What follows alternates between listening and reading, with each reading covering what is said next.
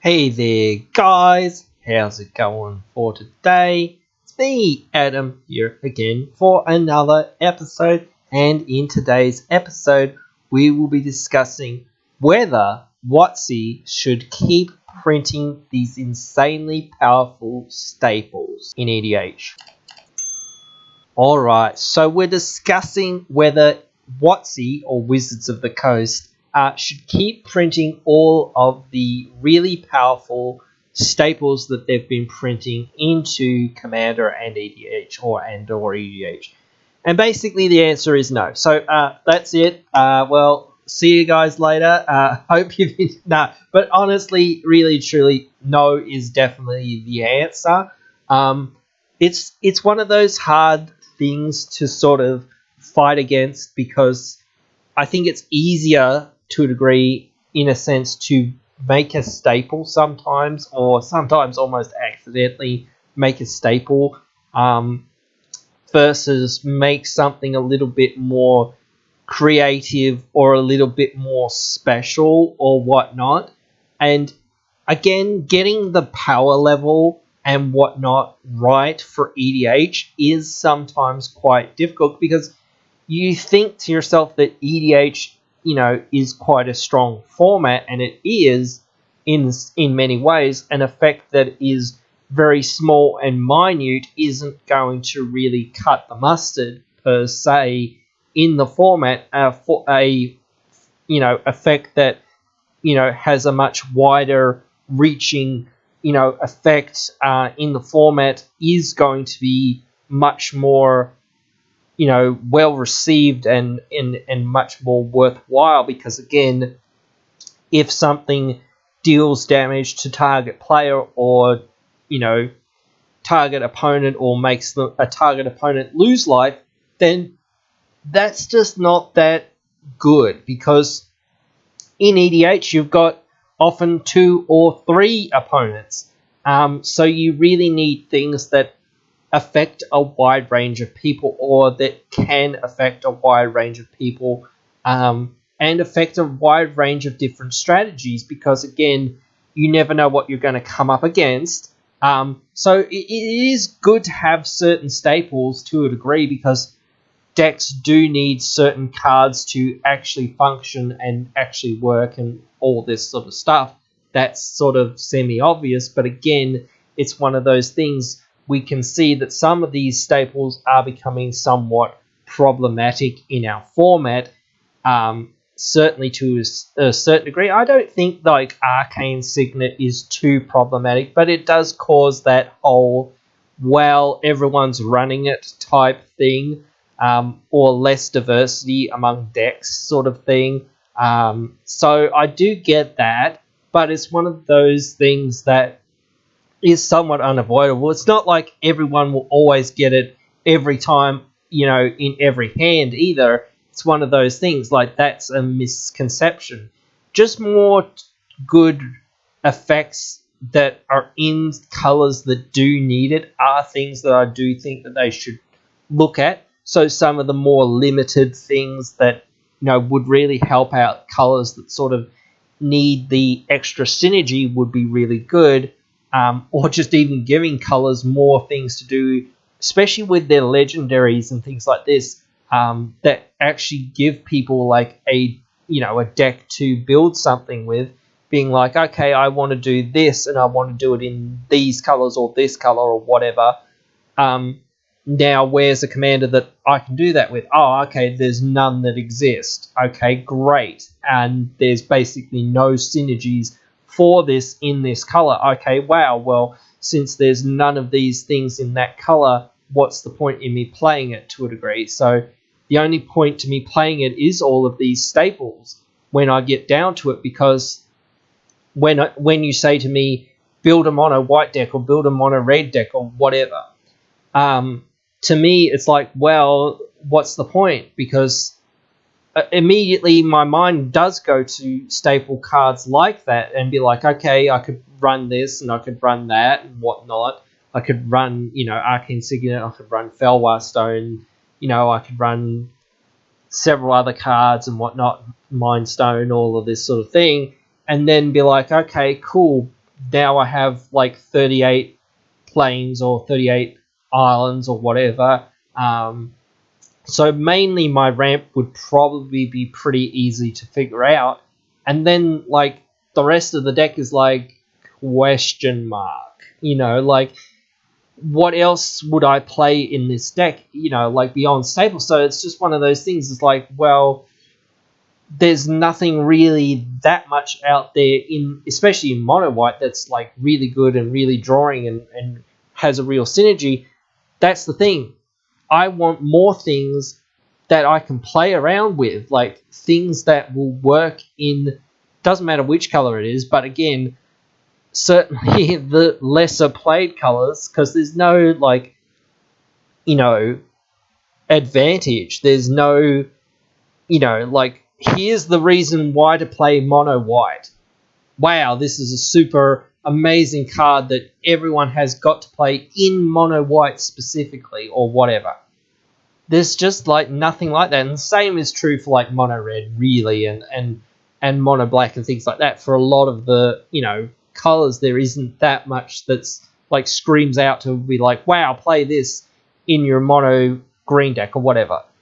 Like, there are good cards in those colors, but most of them are easy enough to jam in most 2, 3, 4, and even 5 color decks. So again, there's just not that like focus of like, where can I put myself to be like, okay, this really identifies this deck, this commander.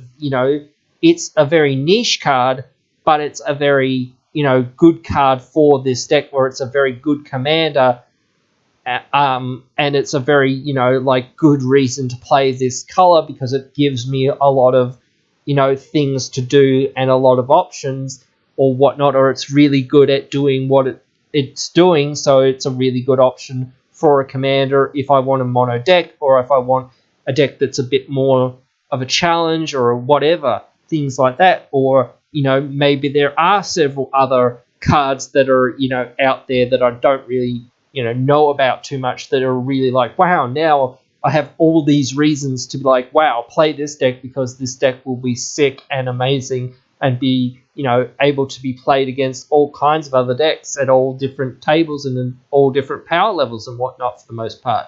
So getting away from staples, I can see the argument to being like, well, that's really good because like even staple commanders or whatnot, other staple legendaries, you make these other random legendaries that aren't really that amazingly like good or like do too much else, but yet can fit in just so many other decks and so many other areas. But again, it's kind of like, well, that doesn't make it special. It makes it one of those interchangeable parts into a deck that's probably already really good and probably doesn't need that much more support, to be honest.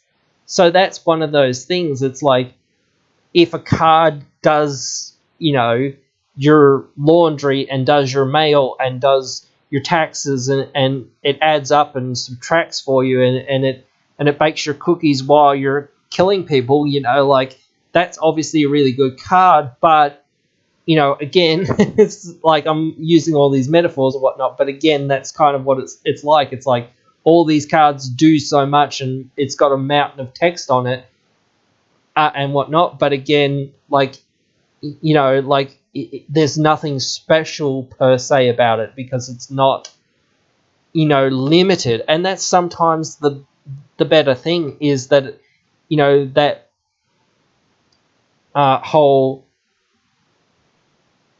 restriction breeds creativity sort of thing, like, if there was something that was out there that w.o.t.c, Wizards of the Coast, whatever, could put out and start, driving more people into being like, okay, here's this white mana rock, or here's this, red mana rock, or here's this black mana rock, or whatever. It's a 2 mana rock, it's 1 and a black, or whatever, it's 1 and a white, it's 1 and a red, whatever, 1 and a blue. It taps to add a blue mana or whatever. Those would be really good and really playable mana rocks. Now, I don't 100% think that they'd make them, and maybe they'd be too stapley, but they'd be a really good reason to look at going, well, yes, sure, I can put these into a, 2-color deck, maybe, but the fixing probably isn't that amazing because I've got another color, so these mostly will go into a white or a mono-colored deck for the most part, so they're perfect for that. That's fine.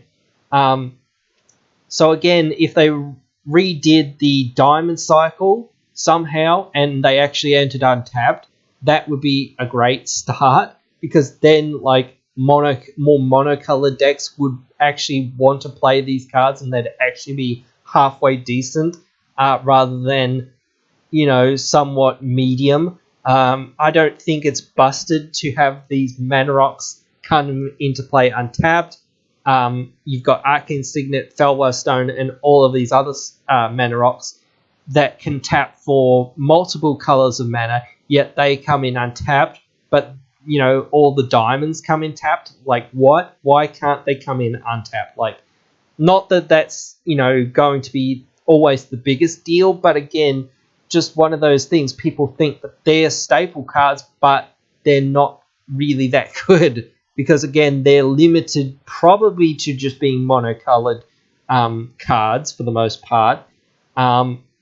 So again, what's the problem with them being a little bit good, or at least on par? Like, that's all it is. They'd just be on par. That's barely it. Like, you've got cards like Iron Mirror and Gold Mirror and some of these other things, and whatnot. So again, like some other variants of cards like this, Ornithopter of Paradise, other cards like that would be kind of nice. Maybe a mono white version of that, or a mono red, or a mono black, or whatever. I know black has Cabal Coffers and all of this other stuff, so it doesn't 100% need cards like that. But again, just cards that would help flesh out more decks and things like that would be good as well. And once you start getting into a cycle, well, you might as well complete it to a degree. But anyway, like, again, same with lands. It would be nice if they completed a lot of quote-unquote staple lands. So, again, there's nothing 100% wrong with staple lands. Like, I would love to see the other half of the Triomes. I would love to see the other half of the Zendikar battle lands. I would love to see the other half of the Horizon lands. I probably wouldn't play them myself for the Horizon lands, but I know a lot of people probably would play them. So again, there's just so many options out there to be like, well, you could reprint or print the other half of this cycle, or print the other half of that cycle, or whatnot, whatever. You could print the other half of the cycling lands and whatnot. Things like this. So there's a lot of other options that are out there as well that, people would be like, oh, okay, cool. This is, something that I can jam into my deck if I really need it, or if I'm on a budget or whatever, and things like that. So there certainly are staple cards that are worth thinking about. So it's not like there's going to be no staple cards ever again, in my opinion. But again, I do think that they need to tend away from some of the staple cards that they have been putting out, because they're just too ubiquitous and they're just too good. And it starts becoming very much like everyone's forced into an arms race, or semi-forced into an arms race, because now, several people are running Deflecting SWAT and Force of Negation and, all of this sort of stuff, because suddenly all these cards exist. And if people feel like they're playing a deck and they aren't playing these cards, then they feel, left behind, because suddenly, now you can't really do anything against all of these people who have all of these free spells and whatnot running around in their decks, and it's just very hard to compete. And you're just like, well, now I've got to get all these free spells in my deck too, because I've got to compete with people playing those sorts of things. Now, I know that's not always the case, and some people go, you know what, guys, I'm just not going to follow that trend. And if you guys continue to go down that road, well, you can go and play, by yourselves when you play those decks and play with those cards, because I'm just not interested in having this power race or whatnot, or this power struggle. But most people fall into that being like, dude, what am I going to do? How can I keep playing this game that I really like playing, but yet now all my friends or all the people that are in my play groups or all the people that play around me are playing all of this stuff, and I just cannot get anywhere. Every time that I, start to like, okay, now I've got this, and now I might be able to do something on my next turn. As soon as that happens, somebody's like, okay, I'll kill it with this or whatever, bail, whatever it is, deadly rollick, and things like that. It's just like, oh, or you casting it and you think, oh yes, great, now I'm going to get this out and whatnot. This will really help me out and get me going. And then somebody's like, force of negation, and it's like, like, now what am I going to do? Like things like that. So then you feel even more like, well, if I had a force of negation, I could have forced the negation to use force of negation, or whatnot. Or if I had deflecting swat, I could have deflecting swatted his deadly rollick, or whatnot. These sorts of things. So there's always that slippery slide when it comes to some of these cards. Not to say that they can't print powerful cards. I just think that they, like Turgid, I think was 100% a mistake. And I think that is a deck that, I would house ban 100%, or at least the card I would house ban 100%, if they don't ban it at some point soon, because it's just a miserable deck to play against, and it's a miserable deck to play because, realistically, you've got to be the bad person, so that just wouldn't be fun to me or interesting to me, but whatever. I know some people are dickheads, or whatever, but that is what it is. But anyway, so yeah, like, I really do want to keep talking about this thing. Like, it's one of those big issues in our format that is going to keep, being a big issue, and is going to keep coming up whenever they put out cards. I think they've sort of